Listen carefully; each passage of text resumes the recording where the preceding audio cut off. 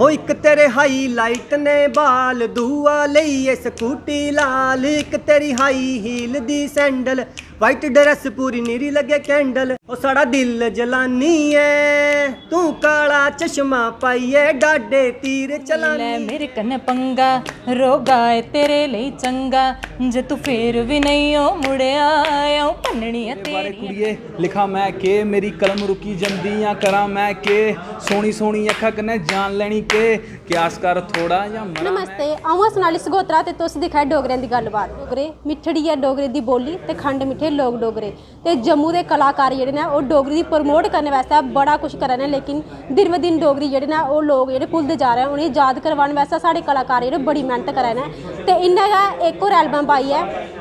Album का नाम है आई लव डोगरी और ये जेह्ड़े 6 गाने ने और ये मेरे दिक्खी सकदे पूरी टीम है जेह्ड़े डोगरी पर कम्म करा है, डोगरी भाशा पर कम्म करा ने और इत्थे एल्बम बनाई और 6 गाने डोगरी दे डोगरी आई। इंदे कन्नै गल्लबात करचै। मैम तुंदा नाम? विश ठाकुर। ते इन्हें सिंगर है ना, इन्हें इंदे विच गाना गाए ते मैम तुस दस्सो ते इहदे एल्बम दे बारे विच दस्सो।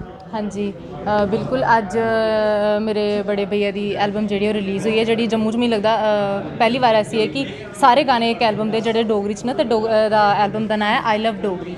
तो इ'यां गै इस एल्बम के 6 गाने न ते 6 दे 6 गाने जोड़े डोगरी च न ते अलग अलग टाइप दे न। ते बाकी अज मतलब ये वास्ते अस इत्थे कट्ठे होए ते हुण दिक्खने मती कोला मती सपोर्ट चाहिए सारें दी, ते उम्मीद करने कि सारे पसंद करगे। ते मैम एह्दे कोला पैह्लें भी तुसें डोगरी गाने बनाए दे? हाँ जी हाँ जी बिल्कुल। एह्दे कोला पैह्लें साढ़ा एक गाना आई चुका है मेरा ते भैया दा, ते उसी बड़ा ज़्यादा प्यार मिला ते उम्मीद करने बाकी आह्लें भी इ'यां गै प्यार मिले जी। ते सर तुस केह् आखना चाहंदे? असी ये आखना चाहते हैं कि जी साड़ी पूरी एल्बम है इसी मते कोला मता प्यार दिओ। यूट्यूब पर साड़ा एक चैनल है शौकीन रिकॉर्ड्स करिए, उहदे पर जाओ तो तुहानूं सारे गाने मिल जाने सारे। तो कन्नै दूआ नंबर डिजिटल जिन्ने भी प्लेटफॉर्म ने स्पॉटीफाई, अमेजोन, एप्पल म्यूजिक पर, फेसबुक, इंस्टाग्राम पर जाइए मतलब दिक्खो जाइए उधर सुनो गाने, तो रील्स बनाओ फेसबुक पर पोस्टां पाओ। तो बड़ा बड़ा शुक्रिया साड़ा कि साढ़े डोगरे सानूं इन्ना प्यार देआ दे ने। सर डोगरी भाशा कन्नै कन्नै जिन्ने चिर गाना नहीं गाचै डोगरी च मज़ा नहीं आता, एक गाना सनाई ओड़ो। जरूर सुनागे जी गाना सुनाने वास्ते ते मतलब कि आए हैं। तो असें अपना जो नवा गाना है काला चश्मा ओहदा सुनाने। ये मतलब देखो डिफरेंट म्यूजिक, डिफरेंट लिरिक्स, अलग अलग तरीके के गाने है ना, अस सुनाने। हो एक तेरे हाईलाइट ने बाल दूआ लईए स्कूटी लाल, एक तेरी हाई हील दी सैंडल, वाइट ड्रेस पूरी नीरी लगे कैंडल। ओ साड़ा दिल जलानी है तू काला चश्मा पाइए डाडे तीर चलानी है, तू काला चश्मा पाइए डाडे तीर चलानी है।